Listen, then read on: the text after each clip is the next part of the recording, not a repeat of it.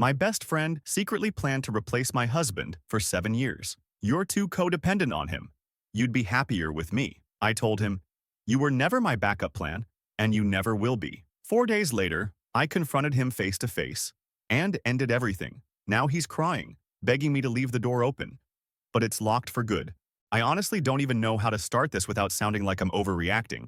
But I feel like I'm living in a soap opera and just realized I've been the clueless main character for the last decade. So for context, I, 28F, have been best friends with Blake, 27M, since we were around 18 or 19. We met while I was out of state for a job training thing, and we clicked stupid fast, like one of those, we just met but we already finish each other's sentences, kinds of connections. Over the years, people always assumed we'd end up together, but I didn't think much of it. We dated very briefly about 8 years ago, literally 3 months, and it didn't work out because Blake had serious emotional baggage from previous relationships, and, to be honest, didn't treat me very well. He ended things after he developed feelings for someone else. I was kind of relieved, honestly, because I'd already felt the vibe was off and didn't want to be the one to break it off. I took space, he went to therapy, we slowly rebuilt the friendship, and over the years he became my go-to person again. And to his credit, he did put in the work. He never crossed any boundaries, was respectful of my relationship, and genuinely seemed to have grown. Fast forward to now, I'm married to my absolute favorite human, Cam, 28M. We've been together 6 years and married for 2. Cam is calm, introverted, incredibly kind.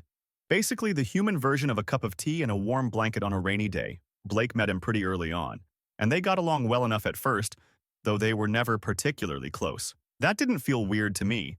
Cam's slow to warm up to people and not a huge social guy. Blake has also been dating Kaylee, 21F, for about 2 years now. She's bubbly and artistic and a little quirky in that hyper-specific way Gen Z girls are. She moved in with Blake around 9 months ago, and she and I have also become friendly. Not bestie tier, but we talk, grab coffee sometimes, share memes. She's sweet, but here's where things start to unravel. Over the last 6 months or so, Blake started acting off. He made some passive-aggressive comments about Cam being distant or hard to talk to. He also seemed to get annoyed when Cam and I made decisions together or even just had coupley habits like checking in on each other before staying out late. He started teasing me about it. Stuff like, wow, gotta call your hubby just to breathe on your own, huh? At first, I laughed it off, but it started to feel pointed. Then came Blake's birthday party 3 months ago.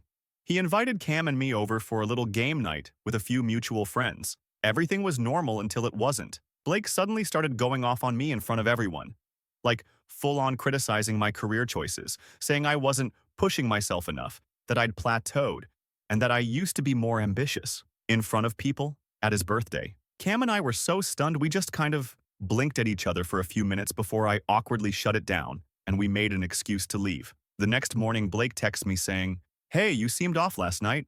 Everything okay? Like he didn't just verbally bulldoze me in front of a room full of people. I told him flat out that I didn't appreciate how he spoke to me, and that it felt condescending and out of character. His response? An email. A full-on email. Who even does that? It was like 8 paragraphs long. He claimed he felt invalidated, dismissed, and ganged up on because Cam occasionally defends me when Blake gets pushy in conversations. He accused me of sharing too much with Cam and said he doesn't feel safe talking to me anymore because he can't trust that things stay between us. He called my marriage too codependent because I check in with Cam when plans run late or ask if I should grab dinner on the way home. You know, normal married person stuff. We ended up going back and forth via email for literal weeks, trying to unpack what was happening. But nothing was clicking. Every time I tried to clarify something, he twisted it around. He kept saying he wanted to fix things, but it was like arguing with a brick wall made of gaslighting. Eventually, I stopped responding and told him I needed time. I started therapy because the whole thing had me questioning if I was the one being dramatic or toxic. I felt isolated and anxious and couldn't even talk to my usual people because Blake and I share a lot of mutual friends. Then my sister came over. She's also friends with Blake, through me. And she noticed I'd been kind of MIA. I finally broke down and showed her the emails. She read through all of them and just stared at me. Then she goes, okay, don't freak out, but I need to tell you something, and I probably should have told you a long time ago. Cue the soap opera theme music. Apparently, when she and her husband drove Blake to and from my wedding, he was a groomsman. Blake confessed that he didn't agree with me marrying Cam. He said he still loved me, that he always had, that Cam wasn't right for me and that I'd realize it eventually. He called us soulmates. She shut him down hard, but he brushed it off and said he just needed time. Then, months later, on my wedding anniversary, he called her husband to reiterate that he was still in love with me and still hoped I'd leave Cam. And this was while living with Kaylee, who he's been calling his soulmate. I sat there with my mouth hanging open. Everything suddenly made this sick kind of sense. It got worse. I talked to Kaylee, casually at first. I didn't want to say anything, but I asked about how things had been with Blake lately. She told me he's been acting weird about their anniversary date and insisted they move it to October instead of August because August is cursed. Except, August is when Blake and I broke up years ago. October is when Cam and I started dating and got married. She also got a piercing recently, a double nose stud with a septum ring. Blake loved it on her, apparently, except that's the exact same piercing I got post-wedding, and Blake was the one who took me to the shop to get it. That's when I felt it, that pit of your stomach cold wave of realization. He's been trying to mold Kaylee into me, or at least the version of me that he idealized. I don't even know how to process that. I've been emotionally spiraling. I feel gross, confused, and incredibly betrayed. This guy was my best friend. He sat across from me during coffee dates and told me how happy he was for Cam and me. He smiled during our wedding. He hugged me. And the whole time, he was harboring this weird fantasy that I'd eventually come to my senses and choose him. What do I even do? I know I need to end the friendship, but how? Do I tell Kaylee the truth? Do I confront him? Do I just block and walk away? I feel sick every time I think about it. I've never been in this situation before, and I feel like I'm stuck in a season finale of some CW drama, except it's my real life, and the hurt is very, very real. I just want peace. I want this over. I want to move forward knowing I did the right thing, but I don't know where to begin. Help. Edit. Wow. I did not expect this to blow up like it has. Thank you to everyone offering support and kindness. I'm reading through replies and trying to respond when I can. Some of your comments are seriously helping me feel less alone and like, I'm not crazy for feeling this messed up about it. Edit 2. For those asking, yes, Cam knows everything. I've kept him in the loop the entire time, and he's been incredibly supportive and understanding. I'll talk more about that in replies or an update if this situation keeps evolving. Update. First, thank you to everyone who read my post, commented, DM'd, or just sent good vibes. I was fully expecting like 5 people to respond, maybe one to say yikes, and then for it to disappear into the Reddit void. Instead, I got overwhelmed, in a good way, by kindness and clarity. Some of you put into words things I hadn't even admitted to myself yet, and I really, really needed that. So I took some advice I saw repeated over and over. Talk to Kaylee. I agonized over it for days. I wrote a full Google Doc of what I'd say. I asked Cam to read it. I rewrote it. I panicked and deleted it, then rewrote it again. I even practiced in front of the bathroom mirror like some kind of sitcom character giving a monologue. But I couldn't shake the guilt. Kaylee is sweet and funny, and one of those people who hugs with both arms in a tiny hop. I kept thinking, if this was me, wouldn't I want to know? So I texted her and asked if she wanted to grab coffee. She said yes. We met up at this cozy little cafe near downtown that has aggressively good chai and an alarming number of succulents. Kaylee showed up in one of those oversized band tees and combat boots with hearts on the laces. She gave me a big hug like usual and started chatting about a show she just started binging. I sat there listening, heart pounding so hard I could barely hear her over the blood rushing in my ears. Eventually, I just said it. Kaylee, I need to talk to you about something serious, and it's about Blake. She froze. Just instantly. No smile, no eye twitch, just still. I told her everything. I didn't embellish or speculate. I just laid it out. The emails, the passive-aggressive comments, the weird behavior at his birthday, the confessions to my sister and her husband, the piercings, the fake anniversary date, the full picture. Her face didn't move for a long time. And then, she reached across the table and grabbed my hand. I was shaking, like physically shaking. She just looked me straight in the eye and said, I believe you. Y'all, I nearly broke down right there. She didn't yell. She didn't cry. She just got really, really quiet and asked a few specific questions. She wanted to know if I thought Blake was cheating on her emotionally, if I thought he was using her, if I thought she reminded him of me. I tried to be as gentle and honest as I could. I told her I couldn't speak to what he felt, only what I saw and heard. But yes, the patterns were alarming. Yes, I thought she deserved way more honesty than what she was getting. Yes, it worried me that she was starting to look more like me. That part really seemed to hit her. She didn't say whether she'd break up with him or not. She said she wanted to take some time to process, which I totally respect. But she also made something else clear. She still wanted to be friends. She told me she understood that I was cutting Blake off completely, and that she didn't want to violate that boundary. That if we talked again, it wouldn't be through him, that she'd keep anything I told her private. I was stunned. I expected anger, accusations, maybe tears, but instead I got clarity, strength, and somehow that hurt worse. Because if Kaylee could see what he was doing in one conversation, then I'd been ignoring it for years. I walked back to my car after and cried so hard I had to sit in the parking lot for like 20 minutes before I could drive. Cam held me when I got home and didn't say anything except, "I'm proud of you." But here's the thing, I'm still not done. Because after that conversation, I realized something. I want to confront Blake, not just in a "you suck goodbye" kind of way. I want him to know I know. I want to see his face when I say it out loud. I want him to feel what it's like to sit across from someone who sees through the mask. I know it's not necessary. I know some of you will say it's a waste of time or a risk. Believe me, I've thought through all of that, but I need it, so I'm planning it. It won't be dramatic. No yelling, no public scene. Just me, Cam close by, somewhere neutral, with my phone recording just in case. I'm not going into it expecting anything.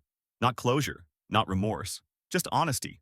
From me. Because for the first time in a long time, I'm not scared of losing him anymore. He already lost me. Edit. To clarify, yes, I'm taking precautions. This meeting will be in a public space, Cam will be present nearby, and I'll have my phone recording everything for safety and accountability. I also have a backup plan to leave if he gets defensive or hostile.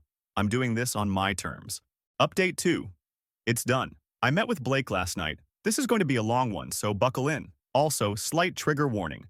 Emotional manipulation, gaslighting, crying, and that weird surreal detachment you get when someone you love turns into someone you don't recognize. I reached out to Blake 2 days ago and said I was ready to talk in person. I told him we needed to meet face to face because emails weren't cutting it. And he jumped on it fast. Almost too fast. He picked a little tea cafe we used to go to sometimes after work back in the day. Neutral turf, quiet, full of plants and warm lighting, safe. Cam came with me, but hung back across the street with headphones in, waiting at another coffee shop. He was close enough to intervene if things went sideways, but far enough for me to have space. My phone was in my jacket pocket, recording from the moment I stepped out of the car. When I walked in, Blake was already seated. He stood when he saw me like some kind of movie character, and gave me this smile that didn't reach his eyes. I didn't smile back. We sat down. I didn't order anything. He made a comment like, "You still drink those lavender lattes?" And I just said, "Not today." He looked nervous, but also weirdly relieved, like maybe he thought this was the start of the reconciliation arc in his little fantasy series. Nope. Here's what I said, more or less word for word. "I know what you told my sister. I know what you told her husband, on the way to my wedding, on the way home from my wedding, on my anniversary. You've had years to be honest with me, and instead you lied and manipulated and kept me close while secretly wanting something I never offered you." Blake blinked, just stared at me. Then he laughed, like a single dry little heh. He shook his head and leaned back in his chair like I just accused him of being Batman or something. "That's not how it happened," he said. I told him it did happen. That multiple people had heard it from him, unprompted. That the emails, the weird passive-aggressive comments about Cam, the obsession with our anniversary month, the matching piercings with Kaylee, all of it paints a picture.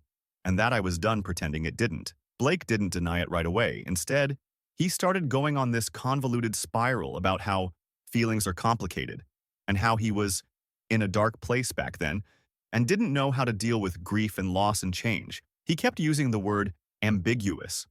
Like, my feelings for you were always kind of ambiguous, and maybe I thought if you ever weren't with Cam, something could happen again. But not because I planned it, just because ambiguous. I just stared at him. He went on to say that I was the one who got away, and that he thought he was over it, but clearly had more healing to do than he realized. That he'd never meant to hurt me, and he'd tried really hard to be a good friend and be okay with things. I figured I could just wait it out and one day we'd both be single again, he said. That sounds so messed up now that I'm saying it out loud. Yeah, no kidding. I didn't yell. I didn't cry. I didn't try to gotcha him or throw his words back at him. I just sat there and let him talk until he trailed off into silence. Then I said, "You were never my backup plan. I don't owe you my life just because you stuck around waiting for a fantasy. You were my friend, Blake, my best friend. And you set that on fire. You made choices over and over again. That showed me I was never just a friend to you. I was a project, a prize, a placeholder for something you invented." He looked down. He nodded. He actually whispered, "Yeah," like the weight of it finally hit. Then he looked up and said, "I don't want to lose you." I said, "You already did." He got teary-eyed. He asked if we could take space, time. If maybe, eventually, we could come back to each other as different people with clearer heads. I told him, in some alternate universe, maybe, but in this one, I can't trust you. Not as a friend, not as a person in my life. You manipulated me for years, and I don't hate you, Blake. But I also don't want you near me. He nodded again. His face looked hollow. I stood up. He asked, can I give you one last hug? I said, no. Instead, I offered a handshake. He took it. It was one of the coldest moments of my life, and also one of the strongest. I walked out. I turned the corner. I made it almost a full block before I broke down and had a full-on, trembling, sobbing panic attack against a parking meter. Cam found me there 5 minutes later, held me, and walked me back to the car. That night we got tacos, played dumb party games on the Switch, ate cake in bed. Cam reminded me again and again that I wasn't crazy, that I was brave, that I was finally free. And now, I don't know. I don't feel okay yet. I still feel like I'm mourning something. Not just the friendship, but the illusion. Like I lost 10 years of memory and have to rewatch them with new commentary. But I do feel clean. I feel clear. And that's something. Edit. I want to say something for anyone who's in a friendship that feels off, but you can't quite explain why. The guilt is real. The doubt. The, maybe it's just me. Please listen to your gut. The people who love you don't leave you constantly questioning yourself. And you never owe anyone access to your life just because they were there. Final update. Hi again. This will probably be my last update.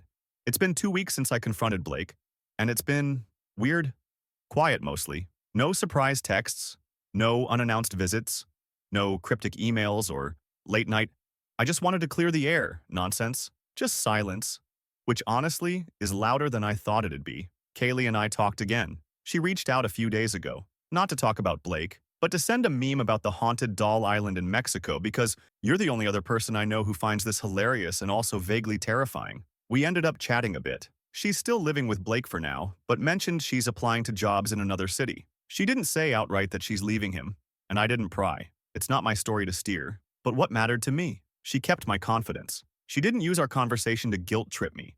She didn't play messenger. She just stayed kind, genuine, grounded. We're not texting daily or anything, but there's mutual respect there now. Quiet support, a shared understanding of what happens when someone you trust turns out to be someone else entirely. As for me, I've been doing a lot of mourning.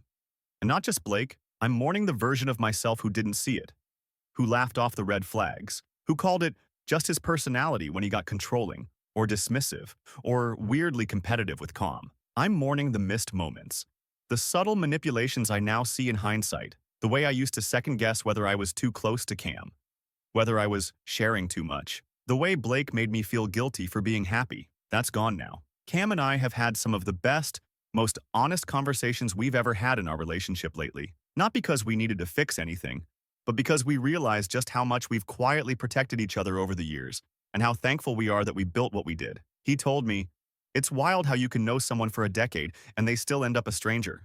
But you and I, we keep becoming more ourselves together. I cried over that one, obviously. So where does this leave me? Well, Blake is blocked.